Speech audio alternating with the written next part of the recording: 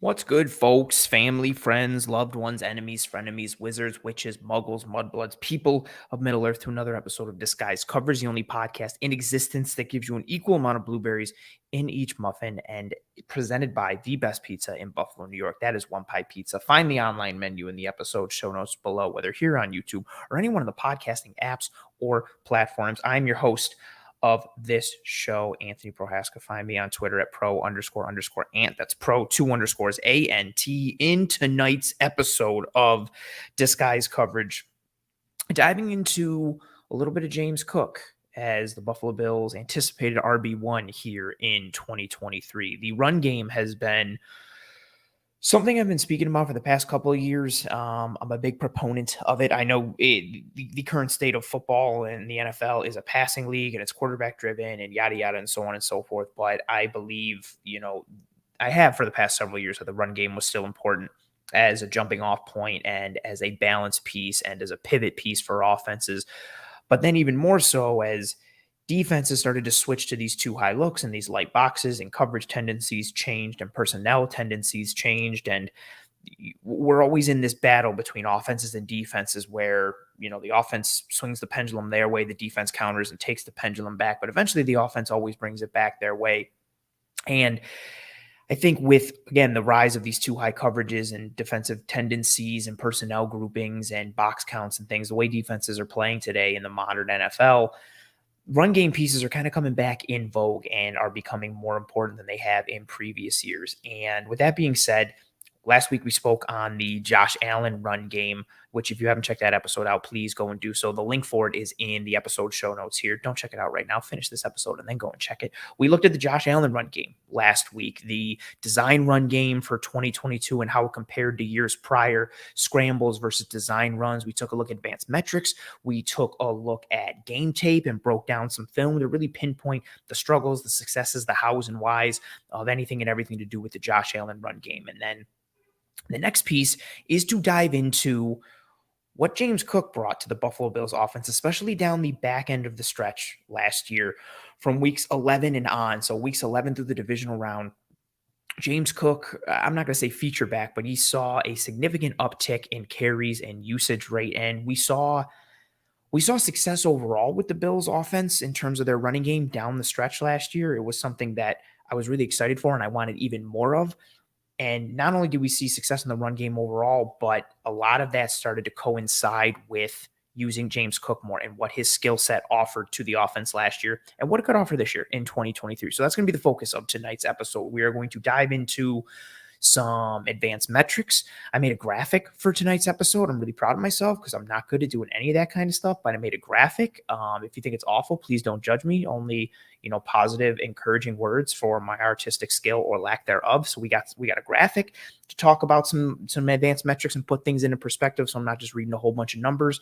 We're going to go through some things that really put his performance in the Bills run game into perspective on the year as a whole last year, but especially once they started to inject more James Cook into this offense and into the run game. And then we, of course, are going to dive into some game tape to highlight, again, James Cook's skill set, what he brings, how he makes things easier for an offense, particularly the offensive line, and also how he progressed as the year went on. He came into the league as an explosive, speedy, bursty kind of running back, and there were some other parts of his game that I had questions about and that needed development, and he started to show development and progression in those areas as the season went on. So that's where we are going to be diving into in tonight's episode. As always, questions, thoughts, comments, concerns from everybody in the live chat, feel free to throw them up. I say it all the time.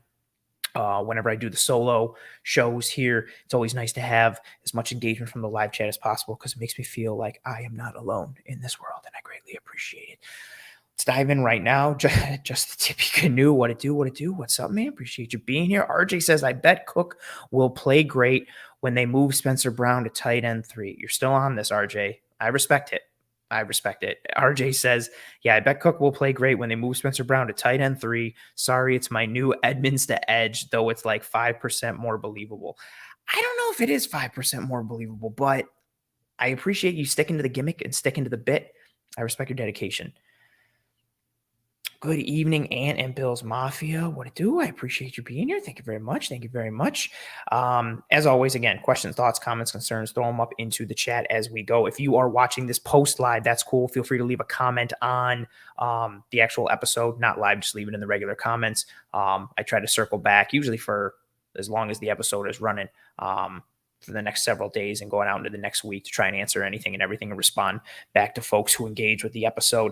If you are enjoying this content, or if you are enjoying this episode, or if you are enjoying the channel, please, please, please drop a like on this video. I know it's corny, but it goes a long way towards helping us to track and trend in front of more eyes and ears. It goes a long way towards helping to boost the algorithm for these episodes and kind of push things onward and upward and towards the forefront and front page of YouTube, to allow us as a brand and these channels to get more activity and more engagement. So if you are enjoying that, please, please, please, and thank you. Drop a like on this video. Let's dive into it.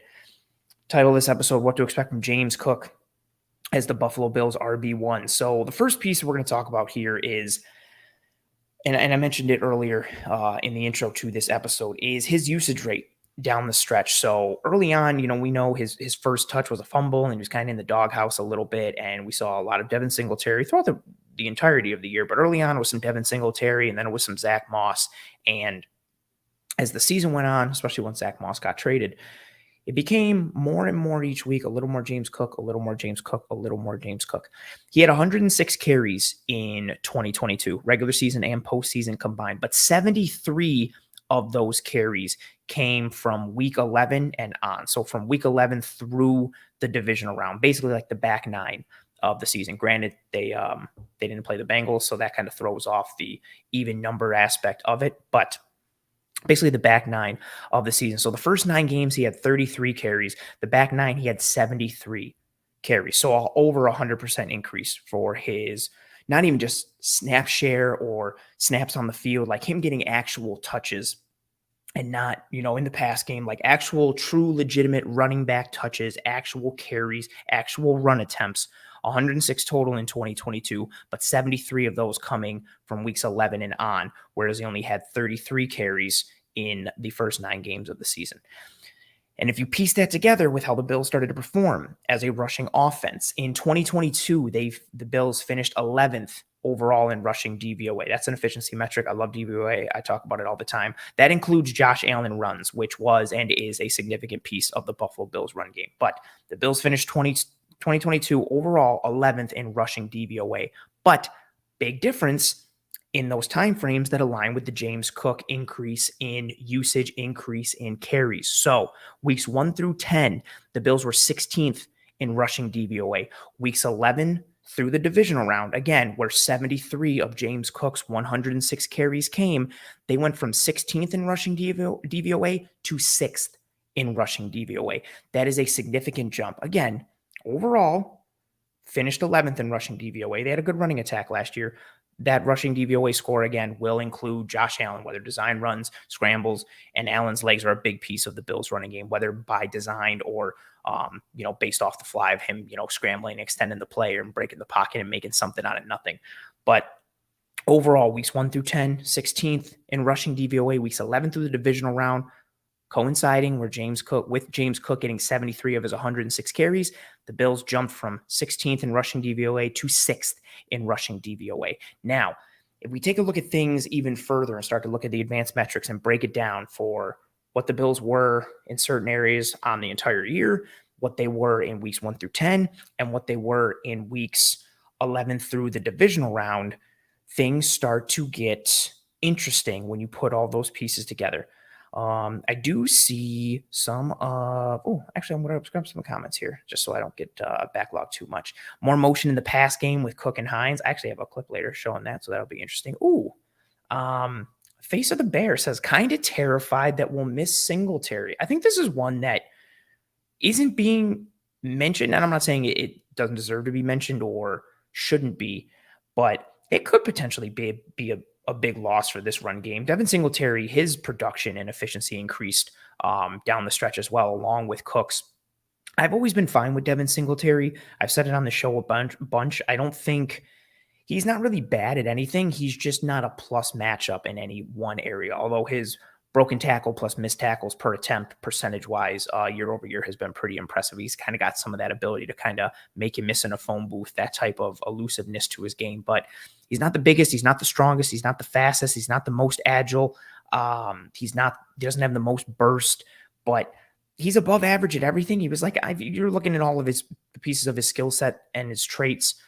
On a scale of 1 to 10, he's like a 6.5 to a 7 in like everything, which isn't sexy and isn't amazing, but it's effective. And he was an effective running back. I think he best works in a tandem. I'm really excited to see what he does in Houston with Dameon Pierce, who I love. I love Dameon Pierce. But yeah, I'm interested to see what Singletary does. And then again, the impact that it has on this Bills offense. What I do think is going to mitigate the loss of Devin Singletary is the addition of Damian Harris and or Latavius Murray. Both those guys, I think, can pick up the slack that Singletary kind of leaves behind, in addition to giving James Cook more carries because of what he offers this offense, which we're going to dive into and break down as we go forward. Well, this is a good comment. I love that gasp of breath when Cook hits a hole because he does have that burst to pull away in open space. We are absolutely going to break down. Oh, what does Nick say? Definitely need more Cook in the slot. 22 personnel with Diggs, Knox, Kincaid, Cook, and then Gilliam, and then up-tempo, no-huddle offense. Fingers crossed. The more pre-snap motion, the better. Some of that pre-snap motion stuff and motion in general was a little misleading with how the Bills were in 20. I know they got dinged a lot from people on Twitter saying they don't use enough and play action rates and this and that. They were a lot closer to what they were in 2021 under Brian Dable than they were last year in Ken Dorsey. I think there can be some misleading pieces, but I am always down for pre-snap motion shifts, changes, condensing the formation, changing things for the defense and making them have to show their hand and or throwing them off balance a little bit. I love it.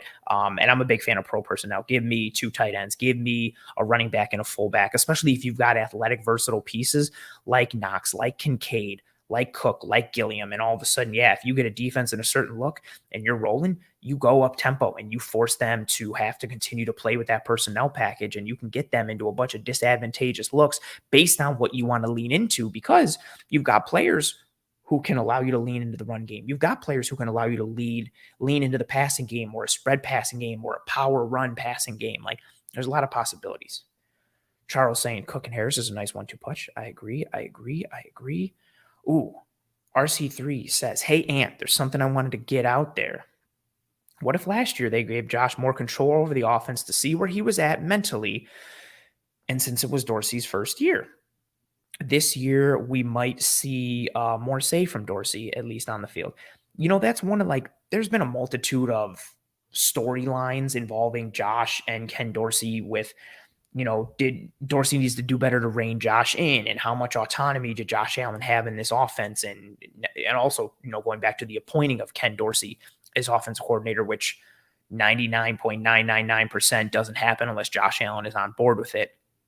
I think my big thing with the Dorsey-Allen relationship last year is I'm not as hard on Dorsey schematically as others are, although I did start to criticize some pieces of the offense in early October with how much he was putting onto Josh Allen's plate, but I think I'm a bit higher on Dorsey than others are. Not to say that I'm not critical and he doesn't deserve some criticism, but my biggest thing with Dorsey is he has an aggressive mindset. He wants to go for the throat, just like Josh Allen does. My biggest worry is when they get behind the 8 ball a little bit and Josh wants to press and he's up there, right? And I've said on the show a bunch, like when he wants to go for the throat, sometimes you need to be like, well, like a horse, like, yo, you got to chill, bro. Like, pull on the reins a little bit, settle that horse down. I think Dorsey, he and Allen vibe on the wavelength of they both want to go for blood. So whereas Josh with Dable may have been like, I want to take a shot now, I want to go for the throat, and Dable might have been like, all right, calm down. And if Josh didn't, Dable would call some plays to kind of calm him down. I think Dorsey is a bit, not a complete antithesis of that, but a bit on the opposite end of the spectrum where he's like, let's go for the throat. Let's do it. Let's attack. Now, again, some of that is mixed in with Allen's decision-making and pieces like that. But this is an interesting theory from you. I won't completely say it's not a thing. I don't know how much I put into it, but I'm always open to any potential theories, conspiracy theories, signaling or not. But there'll be interesting pieces. Ooh, RJ said they did a lot of things under Dable. I miss giving Josh the answers to the test and the film room breakdowns. Yeah, we said that a lot. under Dable. I think last year was more you would have liked to see more easy buttons and layups baked into the offense from Ken Dorsey for Josh Allen. That being said, they improved in almost every efficiency metric, even down the stretch when they struggled offensively and their passing game wasn't great. They were still a top 10 offense from an efficiency standpoint. They finished second overall in the league, second in passing in terms of DVOA for both of those respective pieces. So there were a lot of things to build on from last year. But yeah, I think there could have been more easy buttons and layups baked into the offense to give Josh a bit of a breather, right? So he doesn't always have to drop back and read the coverage. And especially when your offensive line is having issues, he's got to avoid pressure. He's got to scramble. He's got to step up in the pocket. He's got to break a tackle. He's got to stiff arm a defensive end or a defensive tackle just to try and complete a 6 or 7 yard throw. I think you could have had more easy buttons and layups built in or baked into the offense, but we will see. We will see. But Zach, everything is Ken Dorsey's fault, and Zach nailed it. It was a little hot today. Ken Dorsey's fault again. Absolutely. Absolutely. Absolutely. Absolutely. So I want to pull up this graphic now. We got a little sidetrack on the Ken Dorsey talk. I feel like it happens every single episode. Like Ken Dorsey's a hot button topic. I might just do an episode purely on Ken Dorsey and the Bills offense, but that would probably need to be like a 3-hour episode because there's so much to say. And I know people are going to have a ton to say in the comments. I'm getting further off track. Let's pull up the graphic. I'm super proud of this graphic. I made it from scratch and I'm horrible at making graphics. So let's bring it up. I'm also going to pull down the banner so we can fully see. So again, this graphic showing advanced metrics, Bills running back carries in 2022. So these are purely running back carries. These have no quarterback carries. So no Josh Allen, no Isaiah McKenzie jet sweep. So no wide receiver carries. These are purely just running back carries. And if you look, each metric here is the same going across. So the first line for each piece for the entire season in all weeks, for weeks 1 through 10 and weeks 11 through the divisional round, that first line is all EPA per attempt. The second line is total EPA. Third, positive play percentage. Fourth, yards per attempt. Fifth, yards after contact per attempt. After that, you have first down percentage, broken tackles plus missed tackles per attempt, and then yards per game. Again, the piece I want to continue to reiterate is James Cook, 106 carries in 2022. 73 of those carries came from weeks 11 through the divisional round. That's how I decided to break up the segments here. So you have the entirety of 2022 in that first column, weeks 1 through 10, where James Cook only had 33 carries, and then weeks 11 through the divisional round where he had 73. Now, as a disclaimer, I want to put it out there, just because James Cook got more carries doesn't mean he was the sole driver or the sole reason that the Bills' run game saw significant improvement and saw some drastic turns in several advanced metrics. But I do think he was a piece of it, and it's because of his skill set, it's because of the traits, it's because of what he offers, which we're going to talk about here from a metric standpoint before we dive into the tape as we move forward here in this episode. So let's look at that first line. The first line, EPA per attempt. I talk about EPA a lot on the show. EPA is expected points added. The easiest way to think about it is whatever you do, how close or farther away does it move your team towards points? So if you have a positive EPA, that means, again, your expected points added. What you did on a play, how much closer did it help your team towards getting points on that play? Right. And so EPA per attempt is literally your total EPA divided, by your attempts there. So the entirety on the year, Bills running backs, 24th in EPA per attempt. And you see there, negative is bad. So if you literally having a negative EPA per attempt means on an average attempt, you hurt your team's chances of generating points. So that's literally what that means. Now, when it comes to running the ball, it's harder to generate positive EPA than it is if you're doing so through the air, which is another reason why, people lean more towards the passing game than the run game, because the advanced metrics show that on any given attempt, whether it's a given run attempt or a given pass attempt, usually the odds are in favor of you generating a higher percentage of EPA or generating more EPA overall by passing the football. So to kind of give that little breakdown for everyone there. But if you look on the year, so all weeks, they were 24th in EPA per attempt at negative 0.07. Weeks 1 through 10, 31st. So from the Bills running backs alone, their carries, they had the second worst EPA per attempt in weeks 1 through 10 at negative 0.16.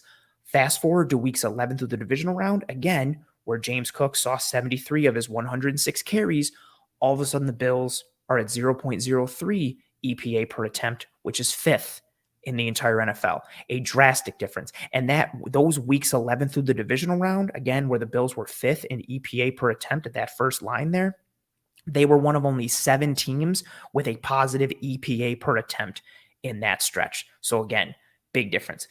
Second line, that's the total EPA. So we've taken it from a per attempt basis and just looked at it total. All weeks, they were 18th in total EPA for the running back carries. Again, in the negative, not great. Weeks 1 through 10, though, huge difference in total EPA weeks 1 through 10 and 11 through the divisional round. Negative 23.32 EPA, which was 28th in the league. So bottom tier weeks 1 through 10, but all of a sudden the top 5 EPA total metric for the Bills weeks 11 through the divisional round. Positive play percentage, not too much difference from a percentage standpoint and from a ranking standpoint. Positive play percentage is just the percentage of plays that generate positive EPA.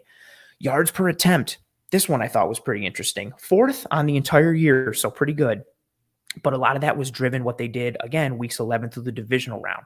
So if you look at that breakup again, weeks 1 through 10, 4.6 yards per attempt, good for 16th. If you look at 5.2 yards per attempt, which was 3rd in the league, weeks 11 through the divisional round. So 0.6, almost close to being almost a full yard difference. Well, not too close, kind of more like midline. So more than a half yard difference per attempt. That's legitimate. And that's why the Bills jumped from 16th to 3rd in the league down the stretch there. Important again. First down percentage. Again, another one with significant differences from weeks 1 through 10 through versus 11 through the divisional round. So on the year, they had a 24.1 first down percentage, which was 8th in the league.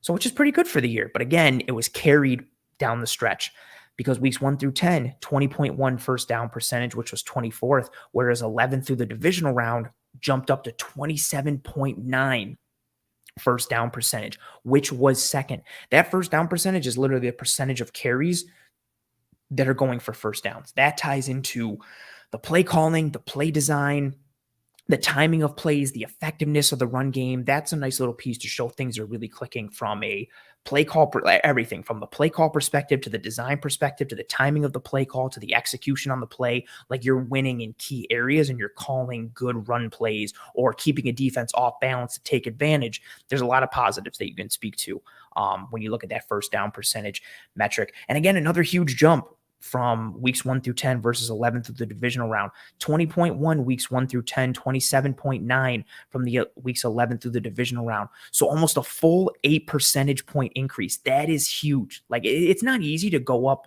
2 or 3 percentage points, let alone almost a full 8 percentage points there. And again, it's reflected in the ranking. They were 24th weeks 1 through 10 and all the way up to 2nd weeks 11 through the divisional round. Broken tackles plus missed tackles forced per attempt. Not too much difference here. 10th on the year, 15th weeks 1 through 10, and 8th weeks 11 through the division round, and not much change in the overall metric. 15.8 on the year, 14.6 1 through 10, and 17% weeks 11 through the division round. This is one of the areas I would love to see the Bills improve in. I think Damian Harris could potentially help in that regard. I don't know how much James Cook will. This is a piece we're going to talk about a little later when it comes to the film, because I don't think with his body type and frame, I don't think he's ever going to be a strong, broken tackle artist or broken tackle machine at the running back position. And it's hard to have it all, and it's understandable. Like he flows, he's smooth, he's fluid, he's athletic, he's bursty, he's sudden, he's decisive. It's hard to be all those things and also be a rock with a great low center of gravity and tremendous contact balance. Contact balance and power and broken tackle ability is something that I think he did show improvement as the year went on, but I think that metric is something that'll always be interesting to watch, even when the Bills offense is rolling in the run game, especially if James Cook is that RB1, because I don't anticipate him being a big broken tackle plus missed tackles force guy. More missed tackles, I think you could see. His elusiveness in short areas or in space, his ability to make defenders miss, but the broken tackle piece, I think that's always going to be a little harder for him. And then if we look at the piece on the bottom, yards per game, again, just from running backs. So this isn't Josh Allen carries. This isn't Isaiah McKenzie carries. These are purely running back carries on the year. For that first column, 88.6 yards per game, 21st, not bad. But again, a huge jump and difference from 1 through 10 versus 11 through the divisional round. Weeks 1 through 10, 73.1 yards per game, which was 29th. Weeks 11 through the divisional round, 108.6 yards a game, which was good enough for 9th in the league down that stretch. Just a huge jump. 35.5 more yards per game on the ground. And it's the difference between being a top 10 yards per game generating team with your running back carries versus being one of the bottom, again, in that bottom tier, in that bottom quarter, bottom 4, bottom 3, bottom 5, bottom 6, like where they were in several other metrics. So again, I might bring this up later just to reinforce it, but a lot of times I read through the advanced metrics as we go through in these episodes, and I think sometimes it's a bit of an information dump, and it's to sit there and hear them when there's a lot, it's easy to get lost in all of them. So I wanted to put them into this beautiful Picasso style graphic that I made here to really drive home the points of everybody so you guys can sit and just focus and look at these numbers.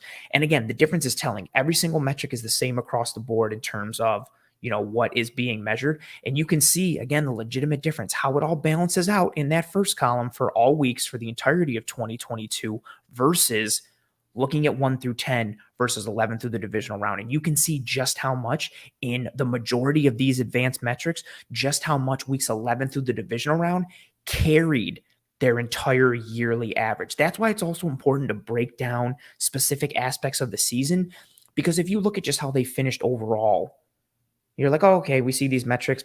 Yeah, the Bills' run game was decent, not great, kind of meh. But if you look at how they finished the year, and again, that coinciding with more usage for James Cook and more snaps and more touches, you can see the significant difference there. And I really wanted to drive that piece home with this graphic. I'm probably also going to tweet it at some point too, because again, I really think it drives home a lot of pieces here. Now, let me grab some comments here from the chat. Charles says, Cook can legit threaten the edge, which changes how the defense has to play. Whoever has edge responsibilities has to hold a little longer. I second that notion. Just the tippy canoe says, if we get 1,100 plus scrimmage yards from Cook, I'll be happy. I think his uptick in carries will be a factor, but I could see him getting 35 to 40 catches for easy touches and screens. I would take some manufactured touches. I would take some, again, the check down game. I don't think the Bills are ever going to be a good screen team. Part of that is due to Josh Allen. That's not a Ken Dorsey piece.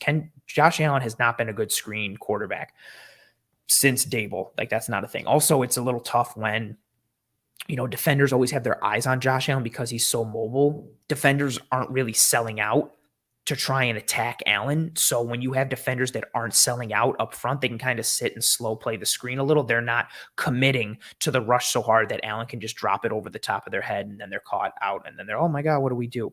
I look for Cook to be very effective in the check down game where Allen drops back and Cook doesn't have anyone to block. So he just leaks out 2 or 3 yards over the center and Allen just checks it down and it's an easy 7 yards. Maybe he makes a man miss and he turns it into 10, 11, 12, 13, something like that. I look for more of those aspects to the pass game. I would love for it to get to a point where Cook is put out into the slot or Cook is flexed out wide and we're going, a 3-by-2 and we're going full spread and you can create mismatches with Cook in a variety of ways.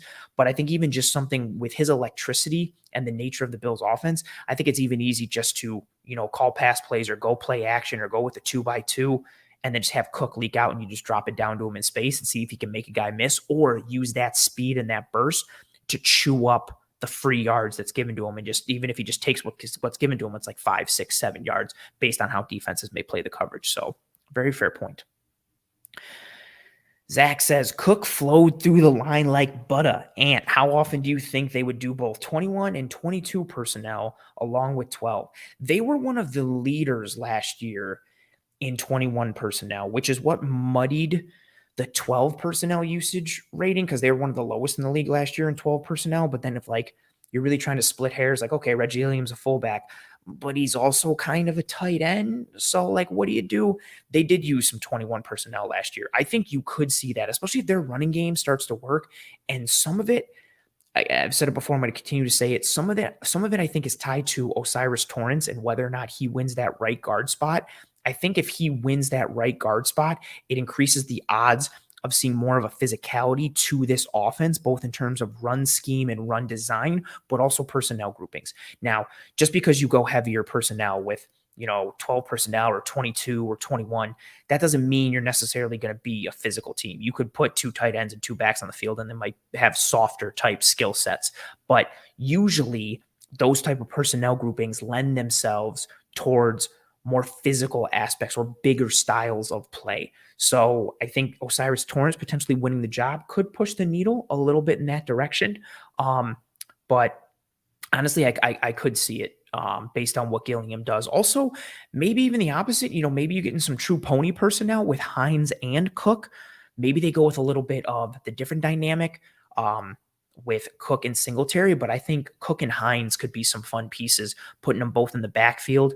And then, you fake the snap and you reset, and all of a sudden you put them both in the slot and it becomes a spread look. You have kind of like a 1x2 look with Hines and Cook in the backfield, kind of bookending Josh Allen. And Allen alerts, and all of a sudden they go out in the slot, and so it becomes a 3x2 or a 4x1 or whatever. I think you have the opportunity to get a bit creative. We'll see what Ken Dorsey does. I like the overall dynamic of the skill positions for the Bills this year. I don't think they're, full of studs, but I like the different sizes, the different frames, the different skill sets, the different traits that the Bills have combined for the skill positions: wide receiver, tight end, and running back. I do like all the pieces together. Coach Chapman, my man, what's up? Coach Chapman says an improved O-line will give him a chance to cook. I see what you did there. Well played. If you can get him to the second level clean, he has home run potential. He has to be productive on 12 to 14 carries and 3 to 4 catches. Absolutely. I agree with everything you said. And if you can get him to the second level clean, he has home run potential. We're going to look at that on some film in a bit. And I like your kind of prediction for what he has from like a touch rate or a usage rate, saying that he has to be productive on 12 to 14 carries and 3 to 4 catches. I think that's an important piece. Stephon Diggs is going to command his targets. Gabe Davis is going to get looks down the field vertically. I don't think he'll ever be a target monster. And then I think you're going to legitimately see either like number 2 target or number 3 target combination numbers from Dalton Kincaid and Dawson Knox. So I think collectively they're your option 2 or option 3. So where does that leave James Cook, right? I think he's going to get probably the lion's share of carries, and lion's share in today's NFL. I'm thinking like 60, 65%, maybe depending on the matchup. Maybe they want, some more hammer on some weeks. And so it's Damian Harris or maybe Latavius Murray or something. But yeah, he's going to have to be efficient with his touches. But I think with the nature of the offense, and defenses want to be giving them light boxes and too high looks, I think Cook has that skill set to churn up that space and eat those yards and make defenses pay. Again, another piece that we're going to take a look at with some film here. I like where your head is at, Coach Chapman, and I appreciate you being here as always. Some run game tendencies for the Bills. These are the last pieces we're going to talk about. Again, not too much of a number dump, and then we're going to jump into some film and then talk about some more metrics on the back end. So on the year, the Bills were a 41% gap usage rate team when it came to the ground, which was 5th most in the league, and then 53% zone, which was 30th. Weeks 1 through 10, 44% gap, 51% zone. So pretty in line with how the year went on. And then again, James Cook, 73 of his 106 carries last year came from weeks 11 through the divisional round. If you look at weeks 11 through the divisional round, 39% gap, 54% zone. So a bit of a drop, a 2 and 1 percentage point drop. But as you go further, the zone run scheme usage goes up almost like every 2 weeks. So they were 54% zone weeks 11 through the divisional round. Weeks 13 through the divisional round, 57% zone. Weeks 15 through the divisional round, 59% zone usage rate. And again, those are based off of their yearly rating of a 53% zone rate and a 51% zone rate weeks 1 through 10. So again, driving home the notion, as James Cook got more carries, his skill set, he works really well in zone. I'm going to show some gap runs to show what he learned and progressed in when it came to those type of run schemes as the year went on. I'm going to show some of those pieces, but he's got a really fun scheme or skill set for zone scheme. He showed it in college. Again, the whole notion or idea behind these zone schemes are, I got to stop. Oh, that's awesome. Thank you very much, Deborah. Deborah here joining us and throwing up the super chat. Thank you very much. That's awesome. Appreciate you. Thank you very much for being here. And for the super chat and the donation. That's awesome. I really appreciate you for that. Thank you very much. Zone schemes. Sorry, I got taken aback by the super chat. Thank you very much again. Zone schemes, again, you have an idea of where the run wants to go, but if you're a running back, you're flowing like water which is a thing I'm going to say a bunch when it comes to James Cook, because that's his running style for me. He's very much Bruce Lee, be like water. That's what he is when he runs. And that's what it is for a running back in a zone scheme. You are trying to find whatever crease, whatever crevice, whatever daylight develops. That's where you are going. A gap scheme run is, hey, this run is supposed to go between the guard and tackle. Cool. That's where it's supposed to go. Everybody, when it comes to the blocking team, is trying to make space for that hole for the running back to go in that space. Zone scheme, all the offensive linemen or blockers in general, and surface, depending on if you have a 6-man, 7-man surface, they're all usually stepping in unison in one direction. No music joke intended. Using some sort of double teams at some level, on the first level, climbing to the second level, and then the running back is flowing wherever he finds space and wherever finds daylight. He could be going outside to the right, and all of a sudden he cuts it back and hits it up the gut, or cuts all the way back across the grain. So Cook's running style and skill set lends itself more to a zone scheme, which makes sense that the Bills, again, as Cook got more carries as the season went on, it makes sense that they started to use more of a zone run scheme to complement his skill set and his traits. That doesn't mean he can't do gap, like we're going to show, or I'm going to show on the back end of this episode. But yeah, that zone scheme really speaks to him. Last couple numbers here as we start to move forward. James Cook, again, weeks 11 through the divisional round. There were 55 players, not just running backs, 55 players in total, weeks 11 through the divisional round, that had at least 40 carries. Cook was tied for 7th in EPA per attempt. He was tied for 10th in total EPA. He was 8th in first down percentage.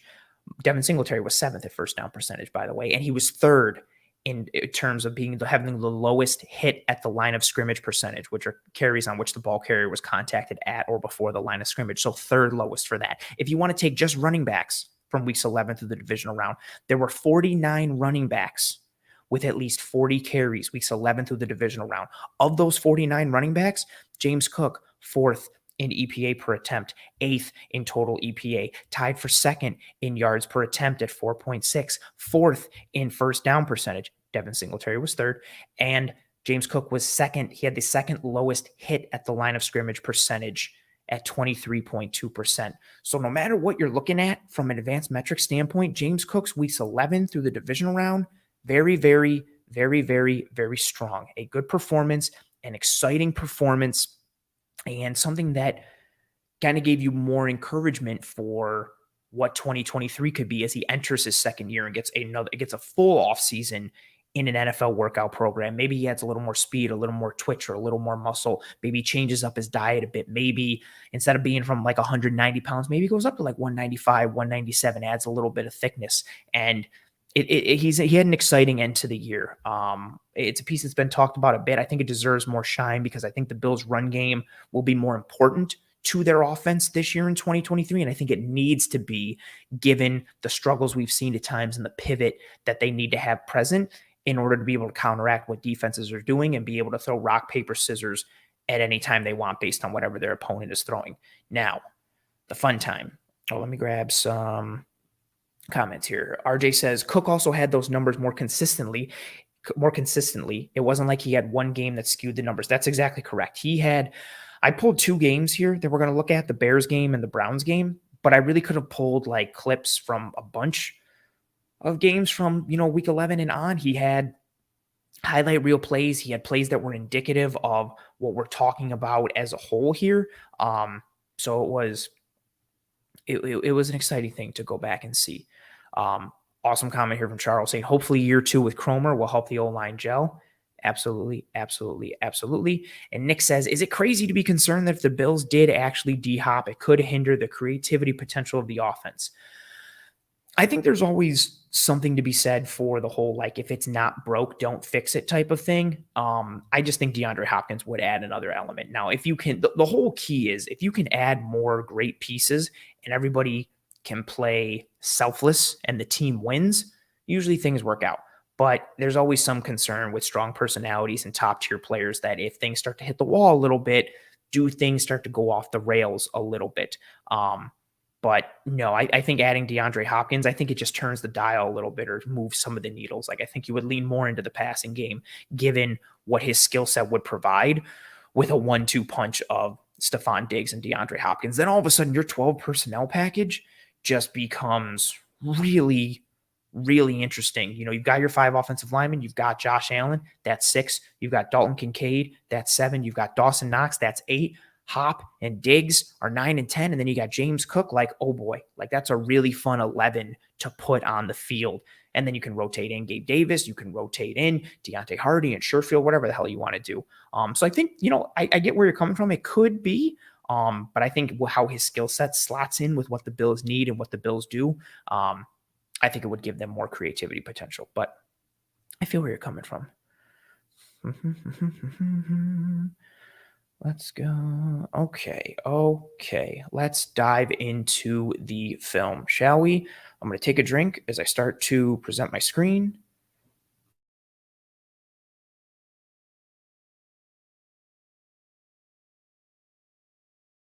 Make sure I unmute myself because that would be awful if I went on and was muted and wasn't able to see what was going on in the chat. So, first play here that we are going to look at for James Cook is versus the Chicago Bears. Christmas Eve, I believe this game was. If you're living in the Buffalo area, we got hit with a ridiculous snowstorm that canceled and ruined Christmas plans for a lot of us. It was pretty intense around that time, but nonetheless, this is the first play we're going to pull up here. So, this is a garden center pin and pull. This is a gap scheme run. I wanted to lead off with this one. This one's kind of a positive mixed with some of the negatives. You are going to see the smoothness, the fluidity, the quickness of James Cook, but you're also going to see an opportunity for him as he gets brought down by an arm tackle. Granted, it's a big arm from a very big man. Like I mentioned earlier, he ran with power in 2022, more power, I should say, than I thought he would. But this run shows, again, some of his strengths in his skill set, but also some of his limitations, which, again, are okay. Given his speed and fluidity and burst, I don't think he's ever going to be a strong broken tackle guy or a big power guy. And if he does, you might lose some of the speed and burst and fluidity and all those pieces, right? It's hard and uncommon to have everything, which is why certain unicorns like Saquon Barkley and Bijan Robinson go in the first round. And I guess even Jahmyr Gibbs. But let's take a peek on this play. Sideline angle first. James Cook in the backfield there. As it's loading. Oh, you are absolutely killing me. So again, smoothness, fluidity, quickness for James Cook on this play. Once it loads and stops making me look like an absolute fool. Maybe let's go to this. All right, cool. Now we're going to go back to play 6. Embarrassing. There we go. Okay, cool. So see, this is a game 2. Let's remember, I don't want in case anybody gets confused. Mitch Morse was out for this game. So you've got, that's not what I want there. You've got Mr. Ryan Bates here at center. And then everyone's favorite at left guard, Roger Saffold, Pro Bowler, Roger Saffold. So let's go fast action here. See him pull, set it up, arm tackle at the end. Again, smooth, fluid, quick. Watch him just follow where everything's going. Head is up. When he makes the carry, he knows where he wants to go. You just see him get out. And this is where he's good. He's got decisive feet. You'll see this a lot in these clips, and it's not just cherry picked. Like, this is what he showed on the year. You see him put that foot in the ground and then get upfield. Again, but it's smooth. It's not necessarily herky-jerky, which isn't bad or good. It's just indicative of his style. Smooth, quick, fluid. But then watch as he gets through. Smooth. Oh, right there by that arm tackle. And he almost gets through, but he just doesn't have enough. So again, smooth and fluid, but he gets brought down by the arm tackle. Watch it from the end zone angle. Watch as he presses it horizontally. Initially, it looks like he eyeballs here this spot, but thinks better of it, and rightfully so. Keeps pressing it outside. Saffold does a good job getting outside, pushes his man, widens the hole, and Cook gets through. And again, this is where, and I don't know how much he can improve in this area, because again, fluidity, burst, speed usually lends itself to having more of a wiry frame, a little bit more of a flexible frame. And again, just more mass doesn't necessarily move as fast with speed and burst. So if he upticks in that area, he might see a downtick or a downturn in some of that speed or burst or flexibility. But you see big man right here gets a paw on him. And this is where you'd like to see him get through that hand. Granted, some of his cut here is obstructed. He's not really able to bring his full body through it because Brisker impacts Ryan Bates right there. So it kind of takes his leverage and his lower body out of it a little bit here. But you just like to see him shake that and get through that hand right here. Get through that hand. I don't think he's going to house it if he does, but you see the hand up here and the hand up here, and it's enough. Granted, this is a big defensive tackle, and Cook isn't the biggest guy, and he's still a rookie, but he just gets brought down. And if you look at it from the sideline angle, again, I don't think he's necessarily housing it, but that's where he gets contacted. Who knows? Maybe he gets down to the 15, or maybe he presses it a little bit and the safety over pursues and he's able to cut that back and bend it and take it in. Who knows? But again, some of his strengths and areas of opportunity in one play with this one, where, again, flowing like water, smooth, fluid, quick. Coach Chapman says here, love pin and pull, great quick edge, attack, running scheme. Absolutely. And then if they overcommit to the edge, you bang it up inside real quick and you get north and south and get vertical. I'm a big fan of a run game in general, but yeah, pin and pull traditionally has been good for the Bills. That goes back to 2021 under Brian Dable, especially with the QB pin and pull game, although not so much for Josh Allen as last year that we broke down in last week's episode. Again, just showing this from the end zone angle, smooth, fluid, quick, get upfield, just can't break that tackle. Now, let's go to the next play on the docket here. So this is a piece. I'm going to show two back-to-back plays for James Cook here. And as I have highlighted here, this is a too high look from the Bears, and they have a light box. This is a 6-man box on a 1st and 20. So on that previous play we just showed, the Bills were called for holding, so that run technically didn't count. Bills get backed up. So now we have a 1st and 20 with a 6-man box and a too high safety look. I have the 2 high safeties both highlighted, and then in case I'm going to be horrible at being able to draw straight lines, but this is not good. Oh, it's actually kind of decent. There's your little box there. So 1, 2, 3, 4, 5, 6. I'm going to say this a bunch. I don't care how much of a passing offense you are. If a defense presents you this kind of look, and they can vary, sometimes the safeties are back further than this. Sometimes a 6-man box is even more exaggerated, and it's more like a 5-man box or a 5.5-man box. I want to take advantage of this all day. This isn't necessarily going to be what the blocking scheme is, but you've literally got a hat on a hat. And that is huge advantage for the offense. That means somebody on defense has to win their matchup or not get impeded or obstructed by the offense. So if you get a look like this, for me, it's a very advantageous run look. It's something defenses had done to the Bills the past several years. We talked about it with Mitch Morse last year in the Cover One film room, where he felt in 2021 defenses dared the Bills to run at them by presenting looks like these, and the Bills didn't necessarily capitalize on it. This was an example of how the Bills did capitalize it, not only in this game, but down the stretch. So too high look with a 6-man box on 1st and 20. Bills run a draw. The first thing I want to point out isn't James Cook related. I want to point out Roger Saffold and Ryan Bates right here, because I think this is a really cool piece before we even talk about Cook. Watch how they execute their double teamer. They work together and then climb to the second level. Watch Bates right here as this play goes forward, and he puts his hand on Saffold to communicate for Saffold to go and climb to that second level, so then Bates can pick up 64. And if we look at it real quick from the end zone, again, this is partially from our Cover One film room. Eric and I highlighted this, and so Eric had this queued up, so appreciate the assist there. Watch the piece here. Taps him. Right there, you can't see it. We saw it on the sideline angle, not from this angle, because Saffold's a big man and shields him. And then watch the seamlessness, the transition. Very nice. So I wanted to call that out for Bates and Saffold because that was very nice. But the highlights here for James Cook, his vision. He immediately sees and feels the space outside, puts his foot in the ground, and he goes. He also shows good patience and block setup on this one. We're going to watch him use Roger Saffold to make Jaquan Brisker, number 9, go outside. And then, as is the theme with James Cook, he flows like water back inside. He gets through and he pulls away for some extra yards. So I like this run from Cook.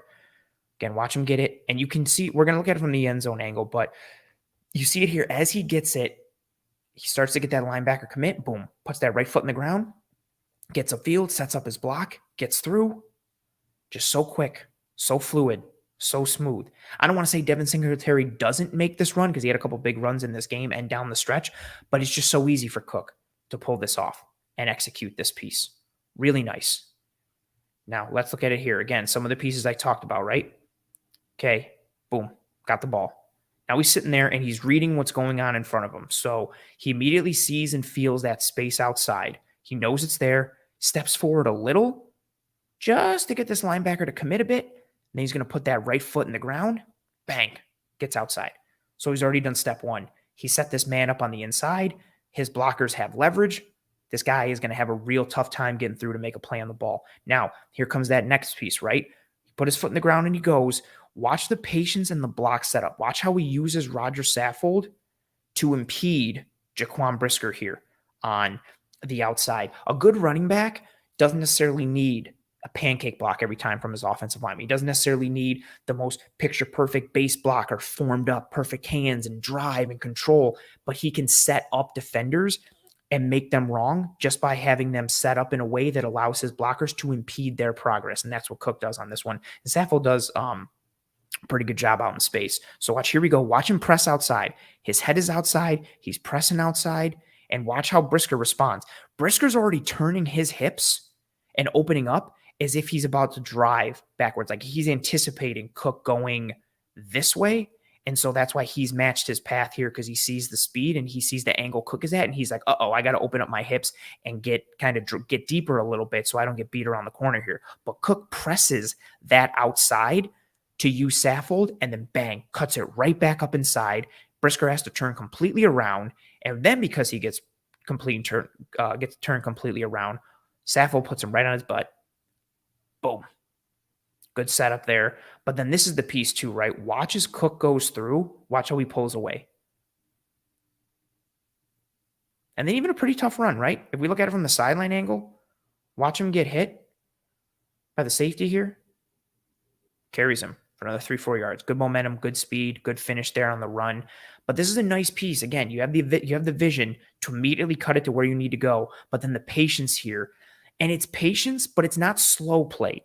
He's not running slow. He's not trotting. Like he's running, but it's the patience to let the play develop. Some of the pieces for him at Georgia were him hitting the hole almost too quickly. And sometimes it worked, more often than not, because he was one of the fastest players on the field and Georgia was loaded. But you can't always just get it in 100 miles an hour. You have to pace your run a bit at times. Now, that doesn't necessarily mean you have to go 10% or 15. It could just mean instead of going 100, go 85, go 90, go 80. Like receivers do, like Stephon Diggs does, like some of the best route runners do. They're not always 100 miles an hour 100% of the times. There's pacing to your route. There's tempo. And you can tempo and pace your run as a running back on an actual carry. This is one of my favorites, just again, because of how he sets this block up. Boom. Puts Brisker in a bad position. He gets pancaked. Really nice piece. And a good finish, again, from Mr. James Cook. Now, let's go to another play for Mr. Cook. This one is another draw for James Cook. And let's pull here. Oh, I'm going to grab this. Absolutely pops at it. Pancake. Coach Chapman saying movement blocking schemes will be better for McGovern. More Bates, better on the move, good against linebackers, more wall-off blockers than moving bodies. Absolutely. More shepherds and obstructors than they are people movers, but their athleticism, their fluidity in space, you want to get them on the move. You want to get them to the second level. You want to get them out in space and let them flourish, which is part of the reason, again, why I'm interested to see what happens with Osiris Torrance, because he's not a bad mover. He's not immobile, but his strength is not pulling. His strength is not climbing to the second level and getting out in space. You want him anchoring. You want him getting those vice grip paws, legitimate paws. He's got like bear-sized paws with tremendous strength, 4XL gloves. I saw it for myself at the Senior Bowl. You want him just getting his hands on dudes and mauling them and mashing them right away. He's not unathletic and he doesn't have, slow feet, but he's definitely a different skill set type of player than McGovern, Morse, and Bates, who, again, are better on the move and better in space. Very fair point. Oh, Morning Mind saying, thanks for the great show, Anthony. I appreciate it. Thank you for being here. And thank you for the very kind words. Now, let's go back to the tape. Like I mentioned earlier, we saw the draw on the previous play for a too high look versus a light box. We have another one here on this play, but this is even more exaggerated what we have right now. And this is the first down. Look how deep these safeties are. Look how deep both of these safeties are. And then again, we have our 6-man box here. That's not really a box. That's more of an arc that I drew, but you get the point. 6-man box, nickel personnel with your nickel corner, and the 2 high safeties. This is a juicy run look. This is a defense daring you to run. And again, I know it's a passing league, but if you can run it, if you can run the ball, I mean, I want to say if you can, if you can execute, I'm running the ball here all day because either one of two things happens. You either run the ball and you get easy yards, almost gimme yards in this scenario, because again, the defense is daring you to take advantage of what you're getting. And even if you get 6 or 7 or 8, that's a win, let alone if you break it off for more. So you either get easy yards, you either get those gimme yards, or you consistently do it, or defenses recognize what you're doing and then you force them out of these too high looks, and then you attack them with either a straight up pass or play action pass or RPOs. The run game can do so much for you. It either gives you the ability to churn up yards and the clock and take advantage of what defenses are doing, or set up your passing game later. That's the big piece for me, right? You need to have that pivot. I want versatility. I want multiplicity. I think it's the way and the nature of what NFL offenses need now.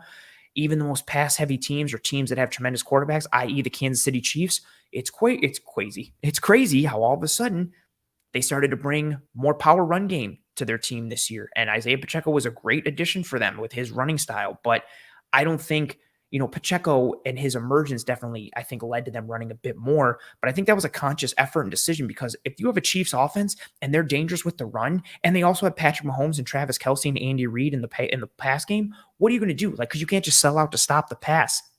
So again, when you have a look like this is a defense daring you to run the ball. I am running against this look every single time. In this instance, it's a 1st and 10, and it's a draw, and it gains 16 yards. And we'll watch James Cook make some things happen on this one. Whoop, whoop. Good feet, good finish. What I like about this one is, again, like I mentioned it, good feet from James Cook here. His feet are quick and clean.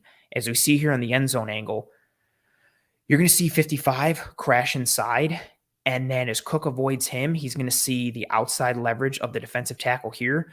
And just watch how quick and clean and precise James Cook's feet are. His movements are decisive. His steps are sudden and clean and quick and decisive. He sees 55 crash inside. He cuts left. Then he sees 96 with outside leverage. So then he cuts back inside, gets through the hole, and he finishes strong. Again, we'll watch it in slow-mo first.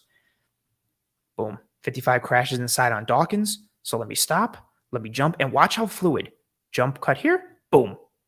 All in one motion, right? The jump cut to avoid 55, one motion, plants on that left foot, avoids 96, get through the hole. And then good finish. I want to highlight that from the sideline angle so you can really get an appreciation for how much extra yards he got when he was contacted. Watch him go here. So where's he getting contacted? He's getting contacted at the 25, 24, puts his shoulder down by himself, takes it down to about the 18, 19, stays up on his feet, pushes the pile. I'm sorry, kicks on his own about the 21, 22, and then carries it down about the 18, 19. Again, good feet, quick and clean. Watching in fast motion, you get more appreciation. Jump cut, plant, upfield. 1-2, bang. He chains those moves together, right? That's like a fighting game chain right there. Like your transition and move, bang, bang. Get through the hole. That's something that is part of his skill set. That is part of what he is. That fluidity, that quickness, that sharpness, that burst. He's fluid, but he's also got some, again, sharpness and suddenness to his game, especially in his feet. He's got those good, quick feet. There's not a lot of wasted movement. He puts his foot in the ground and he goes. This play, again, we've seen others leading us up to this play, right? So far in this episode where we've just seen fluidity. We've seen flow. We've seen quickness. We've seen burst. This one, I don't want to say so much technicality as I want to, again, just say that suddenness and that sharpness. Good, quick, clean feet. It's part of the reason he's able to run good wide receiver quality routes as a running back, because he has those quick, clean feet. And again, this is paired with his vision and his ability to read the play and see what's going on. Nice upfield. Get through the hole. Finish. Nice run. Especially on a cold day, right? Second quarter, you want to make your defense and your opponent know, like, kind of what's going to be good for the rest of the day here. And also, like, too, again, this is simple, but this is fundamentals. He gets that ball, his head is up. He is already reading what's happening in front of him, right? And the Bills did a good job here. It's at the 2-minute warning. It's 1st and 10. They get this too high look with a light box. Again, advantageous run look. You have the ability to put a hat on a hat, body on a body. Why would you not want to run the ball? So they do. Cook is already diagnosing what's going on here. So by the time he fully gets this ball from Josh Allen, he's already in position to make the cut. And then his ability to just read this quickly and then move physically to match what he's reading mentally, bang, bang, upfield. Real pretty, real clean, good, succinct, sharp movements, good, quick, clean feet. Now, another piece I wanted to mention as I stop sharing the screen just for a minute, as I want to read some stats here, some advanced metric pieces, and we're going to go right back to the film. So those last two clips that I showed, both of those plays were draws for James Cook and the Buffalo Bills offense versus a two-high safety look and a six-man box. The Bills get six-man boxes a lot. So a light box is 6 men or less. There were 29 running backs that had 20 attempts versus light boxes in 2022 down the stretch. So again, weeks 11 through your divisional round for James Cook, when he, again, got 73. I'm going to keep saying it just in case people have joined us late. James Cook, 106 carries in 2022. 73 of those carries came from weeks 11 through the divisional round for James Cook. So down the stretch, there were 29 running backs who had at least 20 attempts versus light boxes. And again, that's from weeks 11 through the divisional round. So weeks 11 through the divisional round, 29 running backs had at least 20 attempts versus light boxes. James Cook in that ranking, 4th in EPA per attempt, 6th in total EPA, 3rd in yards per attempt at 7.2. 7.2 yards per attempt versus light boxes. That's phenomenal. Again, think of it on first down. He gets the ball versus light box, 7 yards. Now it's 2nd and 3. The world is your oyster. 12th in first down percentage at 23.1%. 4th lowest hit at the line of scrimmage percentage at 19.1. That means two things. One, the play timing, the play calling, the play design, the execution up front, but also Cook's ability to set up blocks and take advantage, and then also use his speed and burst and fluidity. And then he also had the 3rd lowest stuff percentage at 3.8. A stuff is a carry which resulted in 0 or fewer yards. So tons of EPA, or a good amount of EPA, a good amount of EPA per attempt, not getting hit at the line, not gaining 0 or less yards, gaining 7.2 yards per attempt. James Cook represented that offensive ability in the run game to take advantage of these looks that defenses are giving the Buffalo Bills offense. Defenses want to play the Buffalo Bills offense and passing offenses in general. You want those two high shells. You want more numbers in coverage. You want to play with light boxes so you have the numbers advantage in coverage versus whatever the offense has in the route distribution. So now you take that piece and all of a sudden you're like, okay, cool. You want to give us those two high looks? Okay, you want to give us those light boxes because you're worried about Josh Allen, you're worried about Stephon Diggs, and you're worried about Gabe Davis vertically. Okay, cool. We're just going to run the ball against those light boxes. And it can work with other running backs, but when you have a back with speed and pace and fluidity and who's smooth and who's got good vision and who can set up their blocks, they take advantage of that space. When you have a 6-man box, there is space there to take advantage of. There's not literally, like, this is just spatial occupation. There isn't a ton of people in the box, so you've got more room to operate within that box. And when you have that space, take advantage of it. Get on them early. And if there's 4 yards of cushion. Cook has that speed where he could eat up those 4 yards quick, and it's just 4 yards out of nothing. He doesn't even have to do anything, and he's already got like 4 yards. Then if he makes a man miss, or he gets a good block, or he sets something up, all of a sudden that turns into 5, 6, 7, 8, 15, 16, 20-yard runs. So Cook's skill set, again, that speed, that burst, this is something I talked about last year going into the season. His skill set is built to allow him to take advantage of these juicy run looks that the Bills offense gets when defenses play them with light boxes and or two high shells. So very successful, again, down that stretch from that perspective. Oh, what did Coach Chapman say? Coach Chapman said, draw is difficult to block against a bad front seven that really doesn't get upfield like the Bears, so the Bills did good blocking it, and Cook's burst was on display. Absolutely. Let's go back to the tape because I like showing the tape. All right, now let's go to our next play here. We're going to go to play 38 from my notes in this game. Touchdown for James Cook on this play. So we have a mid-zone run on 3rd and 2. Again, shout out to Eric Turner for having this still in our huddle group from when we did the Cover One Film Room back after the Bills beat the Bears during the regular season. So mid-zone run from Cook on 3rd and 2 here.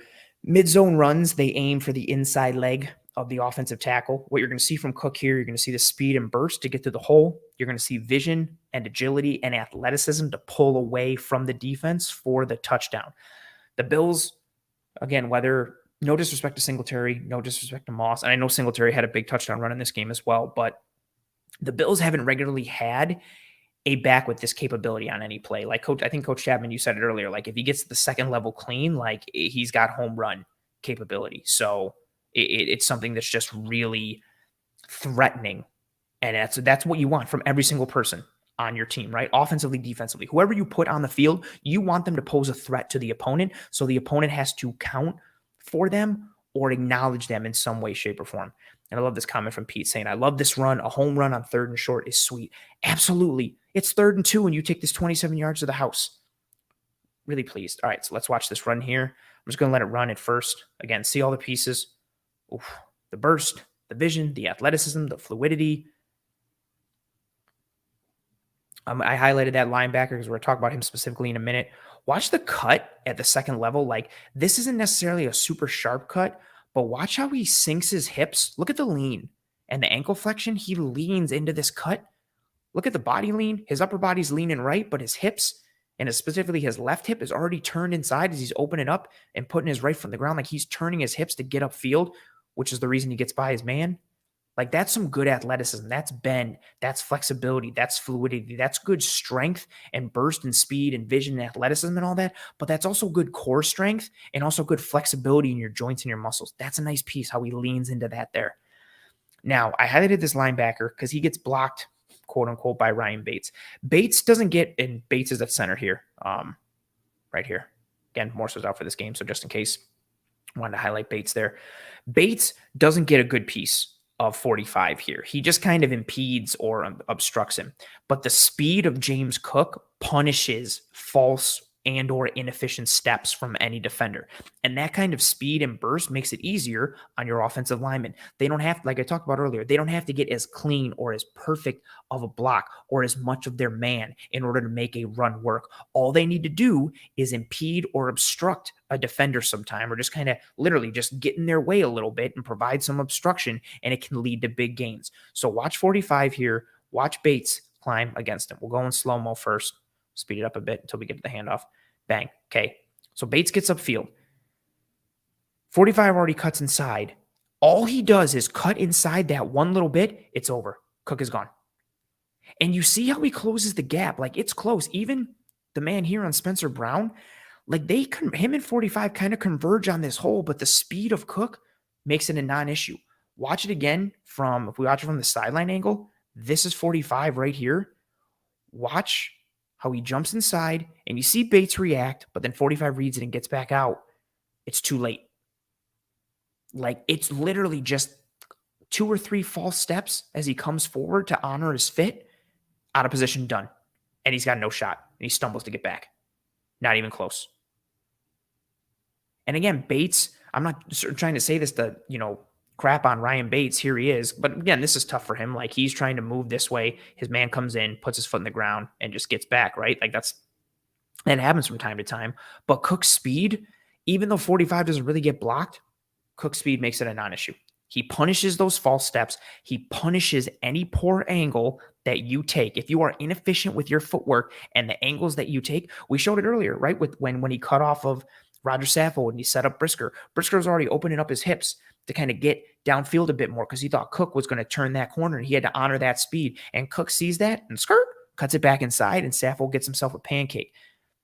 Again, vision plus agility plus athleticism to pull away from the touchdown, the speed and the burst to get through the hole, and the type of speed to make it easier for your offensive lineman. I'm just going to let it run here.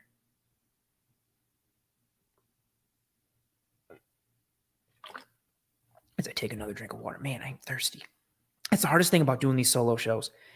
Little peek behind the fourth wall here, peek behind the curtain. You're just talking all the time, and you get thirsty, and then you got trying to find a way to fit a drink in. Boom, 45 jumps, out of position, done. Cut up field, touchdown. It's fun, man. It's really fun. And again, part of it this time, right? What did we talk about earlier? We talked about The Bills running against these too high and light box looks. Now you've got a single high safety and you don't really have a light box anymore. Now you've got a regular box. You got a 7-man. You got the 4 down lineman, the 2 second levels, and then your extra DB is kind of almost attached to the fit here with Dawson Knox attached in a condensed look. So, okay, cool. And what I also like about this one too, kind of the front side, the strength of the run, the Bills are able to kind of run this to the quote unquote like weak side, like where less men are. They just take advantage of the look. Bears get caught in some man coverage here. Watch the defender right there on Knox. Takes with him. He gets pulled out of the look, gets pulled out of the fit. Nice attack. Nice attack. Again, all you need to do, Ryan Bates at center, just impede or obstruct your man. You don't have to get the perfect block. You don't have to pancake him. You don't have to put him on the ground sometimes. Just get in his way. Bates is in his way right there.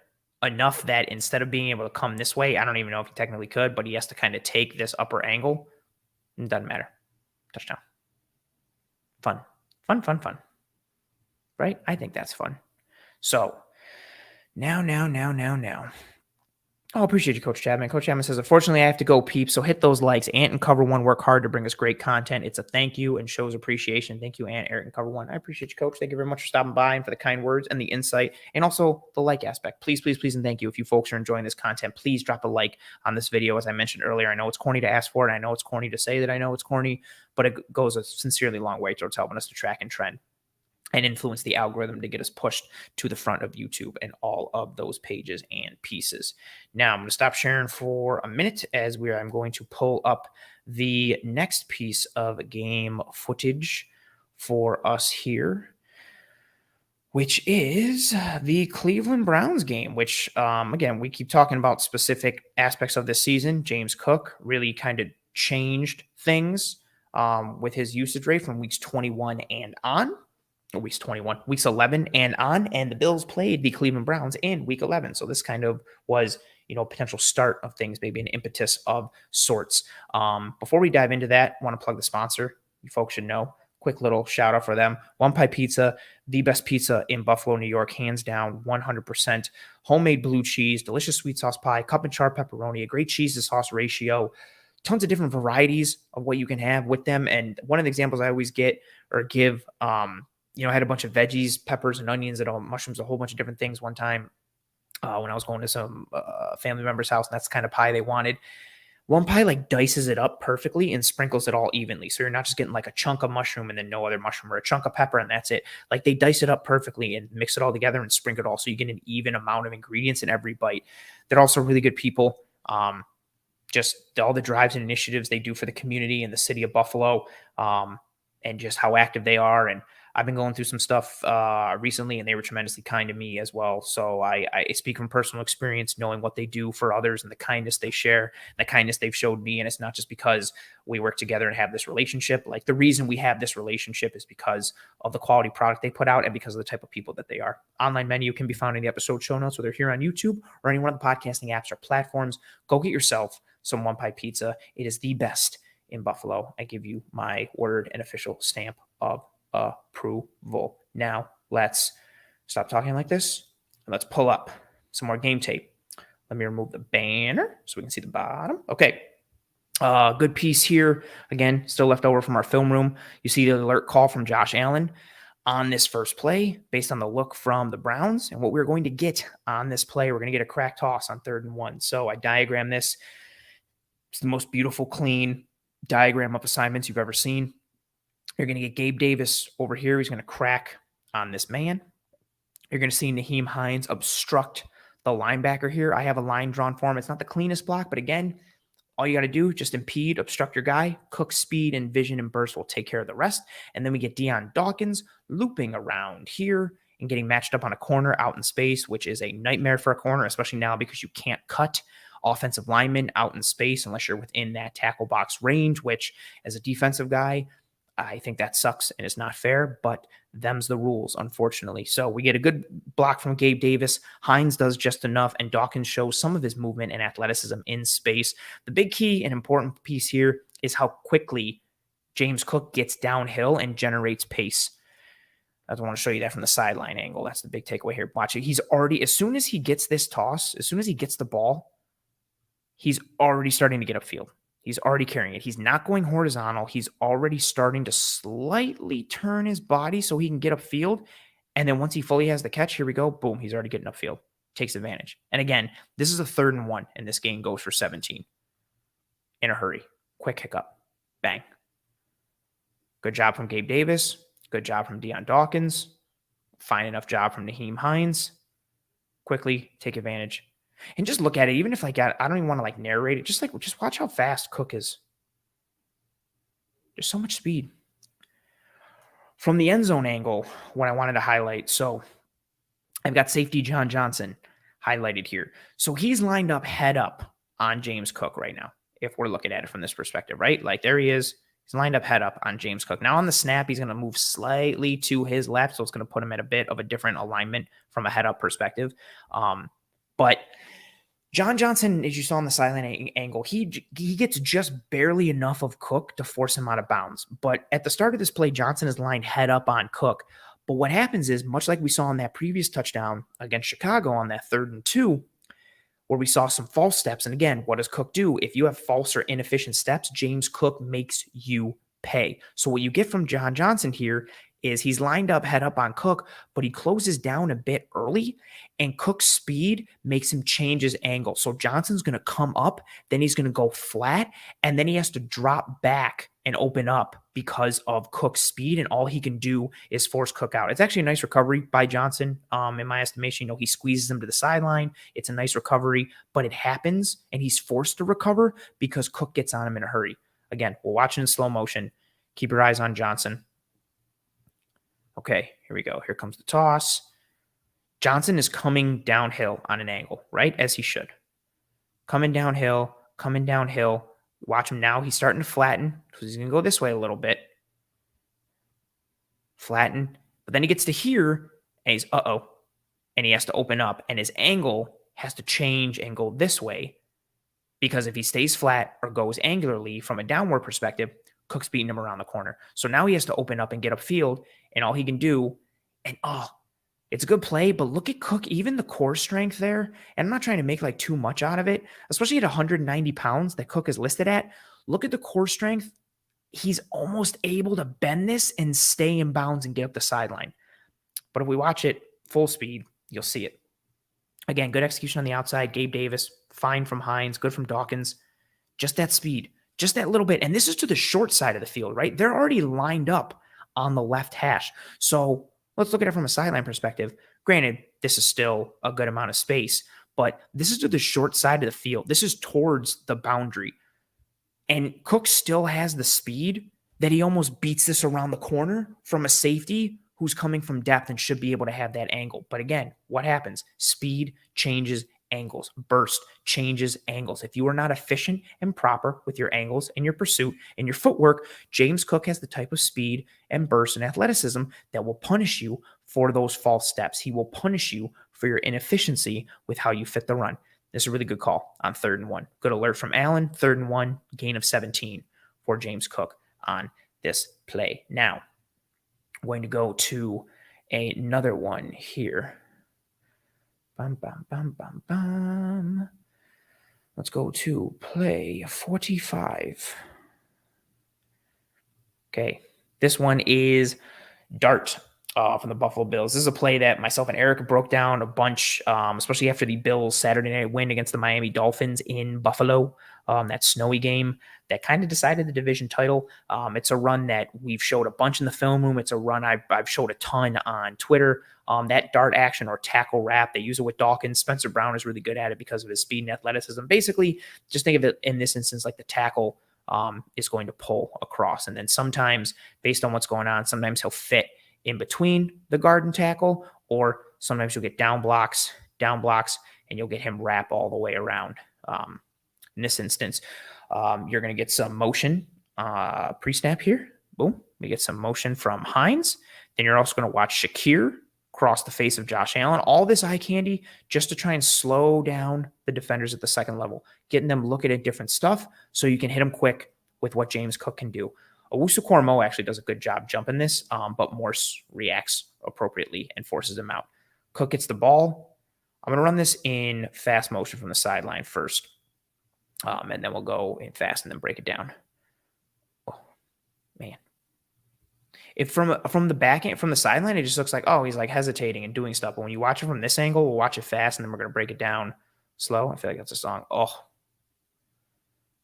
done. And a good finish.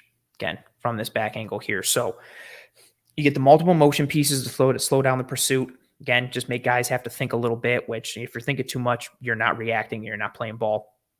So Cook reads the run fits, and then he gets upfield. He has the patience and vision to find the hole and the speed and burst to get through it.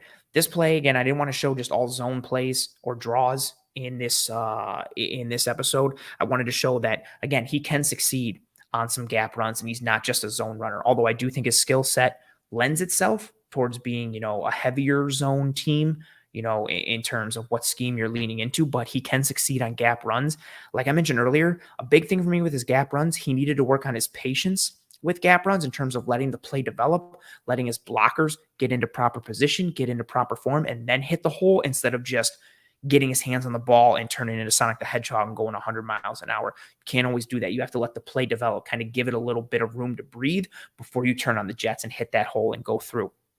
You need to let the plays develop a bit more, but he kind of does here. He's forced to a bit, and then he finishes strong on this one. So again, let's undo the pieces there, but watch from the outside. So he gets this ball, and the first thing he does, he goes to turn. You see him turn here because this is where this play is going. He wants to follow Deion Dawkins, but he turns and he sees the chaos that is this mess. Myles Garrett crashed hard. The defensive tackle came down, drove Bates into the backfield, got full extension. This is chaos. So he sees it and is like, oh, okay, let me peek back inside this way because the right side is kind of crappy. Peeks here and sees, again, Owusu-Koramoah, pauses for a minute, shakes, and then he's from like a square position where his feet are level to just upfield burst. And a big piece for me is the strong finish on this run. I'm going to show it from the sideline angle just to get a piece because this is another little aspect. Again, just good, recognizing the chaos and being able to get out of it. Uh-oh, this is what I'm supposed to be. Oh, let me make something on nothing. Okay, boom, there we go. But the sideline piece, again, that I wanted to highlight here, the finish.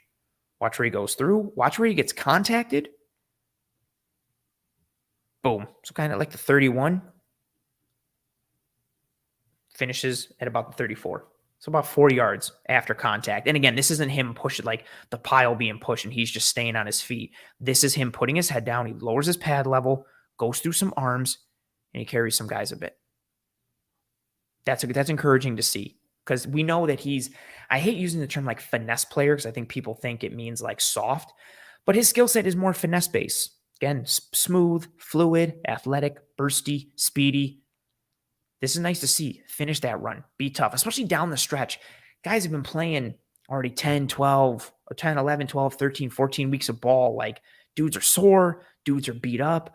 Everybody is probably hurt or injured in some way, shape, or form, and they're trying to gut through it however they can with treatments or rest or whatever. Like, you're tired. And then specifically in this game, you're in the third quarter. There's a minute 37 left. Like, you're tired in this game. You're tired in the season. It's week 11. Like, you've been playing a lot of ball. Like, dudes start to falter a little bit. And so to have this element to his game of, some physicality and some nastiness to kind of lean on guys a little bit more, it's nice to see.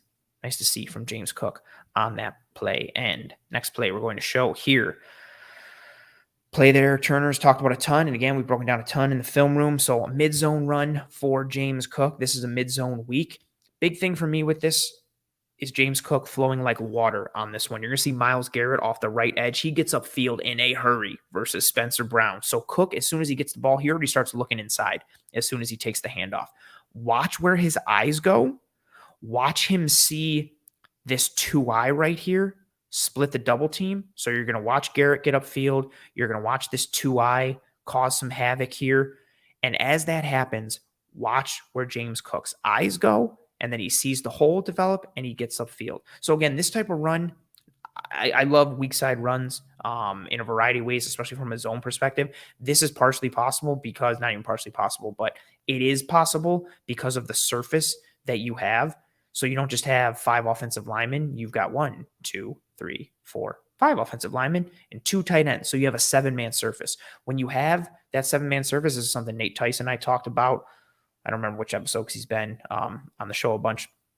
When you increase that surface count, it gives you the opportunity to get to more in the run game. And weak side runs is one of those pieces. So we'll watch it in real time.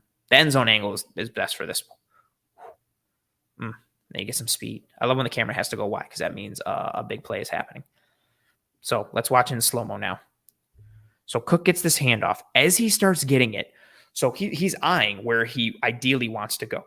Again, the aim point on these mid-zone runs is the inside leg of the offensive tackle. So he's trying to go where I have this arrow pointed. Like that's where he's trying to go, right?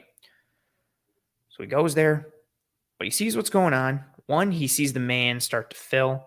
This spot is cut off, and then he sees that 2-eye starting to come across. And so he splits the double. And so immediately he knows, I can't go to where I thought I was going to go on this play.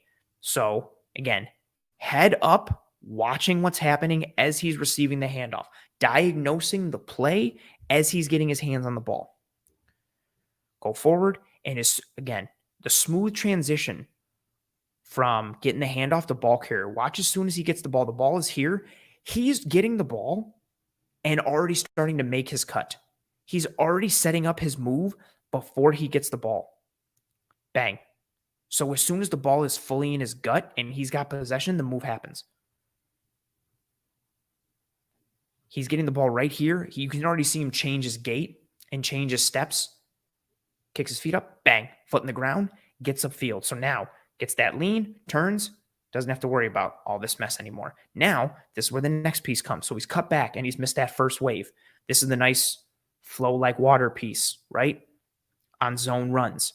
You go wherever the blocking dictates. You flow like water. Like Bruce Lee said, you be like water. You adjust wherever it goes. If one hole opens up, cool, you flow to that hole and you go through there.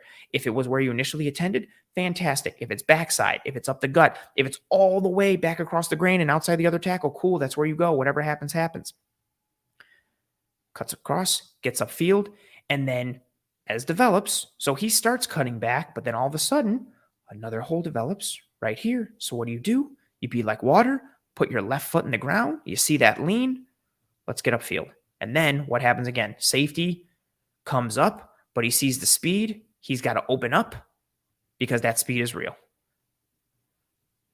Corner does a good job on the outside, cutting off that angle, kind of forcing into the help a little bit so they can corral him. Again, just watching in real time. I'm going to play it a bunch. The flow. Go wherever the hole is. Go wherever the blocking leads you. But in order to get there, you have to have the vision. You have to have the athleticism. You have to have the feet. You have to have the fluidity. You have to have the burst, right? All of these pieces that add together, and there's a multitude of other things that go into it as well. But long story short, like he consistently pulls off these kind of runs because of the skill set he has, the body type that he has, and how this run game fits him. This is a very exciting thing. I expect more runs like this. Again, myself and Eric have talked about it a whole bunch. Mid-zone runs in particular, but I expect more zone runs with James Cook, more zones, more draws. Again, they run a really good dart scheme. Like I showed those tackle wrap blocks that I've shown a bunch here on the show with Dawkins, with Brown. Like they do really good with those movement pieces, and they are a good pin and pull team as well. I expect just if Cook is getting the lion's share, I expect him to get an uptick in gap runs as well. But these zone pieces where he can just be like water, just flows. And it's so funny too. Watch when you see a safety come up and then immediately have to get on his heels because of what you present. So Johnson comes up and then it's like, uh-oh. And when they have to turn and get that angle and go upfield where they stop going this way or they stop going this way, that's when you know the speed is real. That means they didn't anticipate that speed, or they didn't see it, or didn't read it, or they've done something, again, they false stepped, or they made an inefficient move given the path of the running back, and it's led them into kind of a not great spot. And I truly think if 23 isn't here, I think it's Martin Emerson. If he's not there on the outside, I think Cook beats Johnson upfield for a house call. Maybe not, but real pretty. Again, watch it here. Be like water.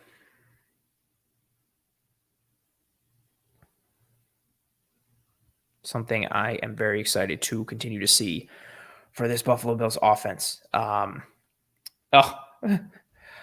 Burning Bob and Hell says this film is so confusing with Bills and Browns and Lions logos all together. Yeah, I actually completely forgot about that. With that being the weird game with the snowstorm, and I mean just a whole weird season from the Buffalo Bills in general with everything that happened on the back end in a multitude of ways. But yeah, I can actually completely, even with just watching it right now, I completely forgot until you said it. Yeah, that the snowstorm happened and this game got moved to Detroit. It's just been it was a multitude of things happening to the Buffalo Bills down the stretch there, but it was what it was. Again, just to wrap it all up here, what we can expect from James Cook as the Buffalo Bills RB1. I do expect more zone usage for the Bills. Again, on the year last year as a whole, they finished, where are we here, with a 53% zone run rate last year, which was 30th in the league. They were 41% gap, which was the fifth most. But like I said, as the year went on, weeks 11 to the divisional round, 54% zone. Weeks 13 to the divisional round, 57% zone. Weeks 15 to the divisional round, 59% zone. So as James Cook became more of a focal point in the run game, we saw more of a zone scheme usage rate for this Bills offense. Now, that could completely change. They've kind of gone up and down in terms of their gap and zone usage rates these past several years. So we'll see what happens, but I expect more zone runs.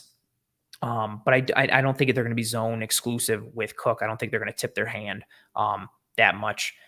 I think you will see a good amount of zone, but I think you're going to see him get an uptick in those gap carries, and I'm excited to see what he can do. Again, those quick hitting runs, those darts or those pin and pulls where he can get out on the edge, or if the defense feels like they have to honor the edge too much and they have to win in that area, he's got that speed where if he sees a little sliver of daylight on the interior, between the tackles, and you've overcommitted a bit to that edge or you've overcommitted to a bit outside, he puts his foot in the ground and he gets north and south, and all of a sudden it's 5, 10, 15, and a cloud of dust potentially with what he can do. His speed, his burst, his agility, his athleticism, it's a boon for any offense, but especially the Bills offense led by Josh Allen in this passing attack where defenses are going to want to play you with light boxes and nickel personnel and two high safeties. If you get those juicy run looks like we showed in this episode, Cook can take advantage of those looks. Again, it's one of the things I was most excited about with him coming in last year. And to highlight it again, weeks 11 through the divisional round, 49 running backs had, weeks 11 through the divisional round, there were 29 running backs with at least 20 attempts versus light boxes. And of those 29, Cook was fourth in EPA per attempt, sixth in total EPA, third in yards per attempt at 7.2, 12th in first down percentage, fourth lowest hit at the line of scrimmage percentage, and the third lowest stuffed percentage. He ate against light boxes weeks 11 through the divisional round, and he ate overall, but you really saw him take advantage of those two high safety looks and those light boxes. If you've got James Cook in the game, the defense has to honor it. And then all of a sudden they're bringing the safety down, and now they're vulnerable to the play action game. They're vulnerable to RPOs. They're vulnerable to a multitude of other passing pieces. Like, you can start to theme of this offseason that we've talked about with 12 personnel, but this time in a different way, you can start to dictate to a defense when you're that multiple with your pass and your run, and then your personnel packages on top of it. Then you add in what James Cook can do as a receiver when you can motion him into the slot, or you can line him straight up outside into the boundary, and he can run a slant and go, or he can run a legit hitch, or he can run a 9, or he can run a dig, or he can run a drag, or even you maybe run like a smoke screen or a little bubble to him in the slot or something like that.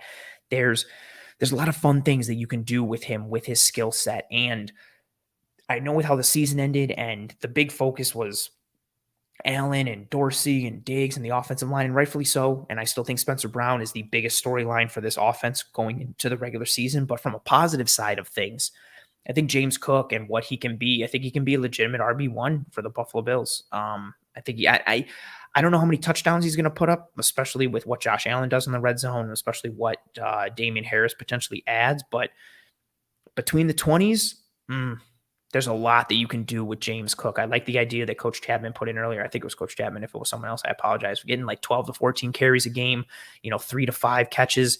And it doesn't have to be designed, real routes for him. It can be because he has that in his bag, but just give me those checkdowns where he's, slated into block and no one rushes. So he just releases out in front of the center and he catches it with his back to the coverage and turns around and already has 4 or 5 yards before he's even gotten going. And if he makes a man miss, that turns into 7, 8, 9, or 10. Like, he can eat up so much space in a hurry, which is why he works against those light boxes and 2-eye safety looks. But he can also do that in the pass game as well if defenses are going to play that off or play that back and give them that space. So I think it's extremely encouraging to see what he can do. Oh, I like this comment here from Pops. Pops says, the more clubs in the golf bag, the more options you have. Absolutely. And the Bills have a pretty good golf bag. You got the driver, you got the 3-wood, you got your 9-iron, you got your putter, you got your sand wedge.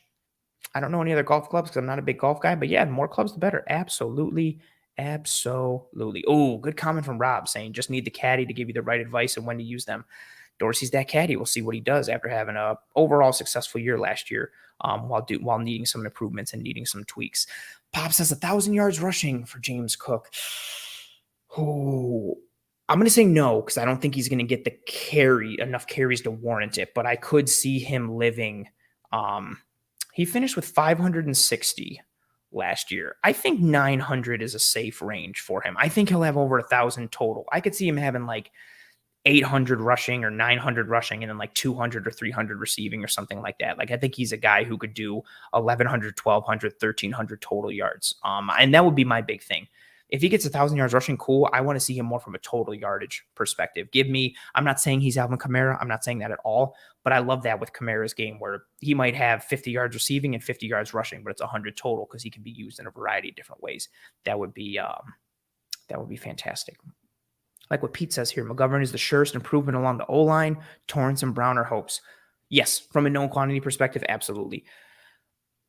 Torrance, yeah, I think that's a fair point. I mean, he's a rookie. He hasn't stepped on the field, so that's a fair point. Spencer Brown is a big hope for me. I hope, I didn't even say it there. It's like pun intended. I hope that the roller coaster stops with Spencer Brown, but we will see what we get from him.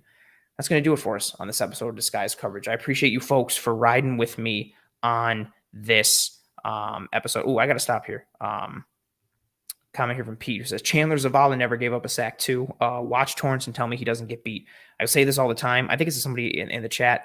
Don't go off of sacks given up as a metric of good offensive line play. Do not use that as your standard. Don't look at someone and be like, oh, he gave up 10 sacks. He sucks. Or the opposite and be like, this guy gave up 0 sacks. He must be awesome. That's not how it works, especially when you have a quarterback like Anthony Richardson at Florida, who when you get beat and you're wrong, he can make you right. I'm not saying O'Cyrus Torrance had bad tape, but he got beat enough to give up some sacks, but his quarterback made up for it and helped him out, just like Josh Allen does. And it's not just because of what Anthony Richardson did, but Josh Allen does that a bunch for his offensive line. Like the best pass protector for the Bills offensive line these past several years has been Josh Allen's elusiveness in the pocket and pocket manipulation.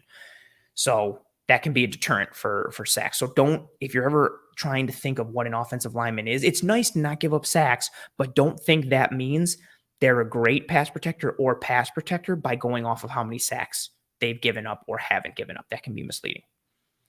We'll see what happens, what we get from Mr. O'Cyrus Torrance. But we kind of know to a decent degree what we're going to get from James Cook based off of what we saw in 2022. And I hope you folks got that in this episode. The graphic that I brought up earlier, I think really drives home a lot of those pieces. If you didn't see that, you joined this episode late. I know we got a lot of significant viewers, and the numbers went up big as we got to like the 45-minute, of this hour mark of this episode. I suggest you go back and watch that graphic. I think it was around the 25-30-minute mark. Really puts it in perspective how you can break up how the season went from a run aspect for the Bills running backs, James Cook included, and how it aligns with Cook's emergence in the Bills backfield. So I thought that was very helpful in addition to the film and all the other advanced metrics that we pulled through. I hope you folks enjoyed this episode. If you did, please, and thank you, drop a like on this episode before you go. It is greatly appreciated. I want to thank everyone who joined me live on this episode. As I always say, especially when I'm solo, it's always awesome to have a bunch of live viewers and engagement, whether it's myself or with the chat. Again, it sounds stupid, but it's nice to not feel like you're doing a show alone for nobody and nothing. So it's pretty awesome to have that kind of back and forth, even when I don't have a guest. So thank you very much to everyone who joined me live on this episode. It was greatly appreciated. Thank you very much to Deborah for being here and for the super chat earlier. That's tremendously appreciated as well. If you weren't here live, that's cool. I appreciate your post live view, download, listen, whatever have you. If you are listening on one of the podcasting apps or platforms, Apple Podcasts or Spotify, please, please, please, and thank you. Subscribe to the podcast, and please, please, please, and thank you, rate and review. 5-star rating or legitimate star rating, whether you have constructive feedback or just good vibes, whatever you want. I appreciate anything and everything that comes my way. So please drop a rating and review and subscribe on the podcasting apps or platforms. If you're here on YouTube, again, drop a like on this video, subscribe to the channel here, subscribe to Disguise Coverage, and check out all the other great content that Cover One provides. I appreciate the support that comes from you folks in any way, shape, or form. Word of mouth is always helpful too, and one of the best pieces. So if you enjoyed this show, especially with all the nonsense that happens in the national media, and I'm not trying to say that I'm better than the national media or the Cover One is better than the national media or whatever, but there's a lot of a lack of detail when it comes to the bigger box coverage people, and even some within the niche game of content creation. So if you thought this show was insightful and you thought it was good, and you regularly stop by and you watch here live or you watch post live, whatever have you, or you listen, word of mouth is always awesome. If you know a Bills fan or a football fan in general, I like to think this show is enlightening from a Bills perspective, but also from just an X's and O's schematic piece for football knowledge as well. So if you enjoyed that, word of mouth is always tremendously appreciated. I appreciate all the kind words coming through for me now and some of the claps. So I appreciate you folks. Anthony, we got the same name. He agrees. He says it was a beautiful graphic. I thank you. I'm the Picasso of my times. I'm the songbird of my generation. I think I'm the Picasso of my generation, maybe even the Van Gogh, but with both ears type of thing. So I'm glad the artistic value from that graphic was really appreciated. So thank you, folks. I greatly appreciate it. And I appreciate all the kind words also coming through. I don't like to pull up too much because I think it's corny to pull up like things like that, but I do see all the kind words and they sincerely mean a lot to me. So thank you very much. And I love the comment from Beta Jim saying, can't wait to watch it back from the beginning. Yes, that is where your head should be at. I appreciate you. And I appreciate everybody who stopped by. Live view, post live view, listen, watch, download, whatever have you. Your support and generosity in whatever way it comes in is greatly appreciated by myself and the entire team. So thank you very much. It means more than you know. I hope you and your family and friends and loved ones are all doing well and staying safe. Be kind to one another. Take care of one another. You also should know or do know that I'm one of the co-hosts of the Cover One Film Room, live every Wednesday at 7 p.m. Eastern. Tomorrow night, Wednesday, June 21st, live at 7 p.m. Eastern. Myself and Eric Turner will be sitting down with Bill's second-year corner, Kyer Elam, to break down some game tape and talk some X's and O's and ball and stuff like that. So that'll be a really fun episode of the Film Room. So bang it back here live on the Cover One channel for some Cover One Film Room Wednesday, June 21st for Kyer Elam. And if you're watching this at the end of the week and you're like, oh man, it's already June 23rd, that's cool. Just go to the Cover One Film Room channel and watch that episode of the Film Room. It's going to be a banger. I'm going to go eat some Olive Garden breadsticks and go to sleep. I appreciate you folks. Godspeed. Be kind to one another. Take care of one another. I will see you next week, Tuesday, 9 p.m. Eastern, for another episode of Disguise Coverage. Until then, Godspeed. Take care. Be safe. And as always,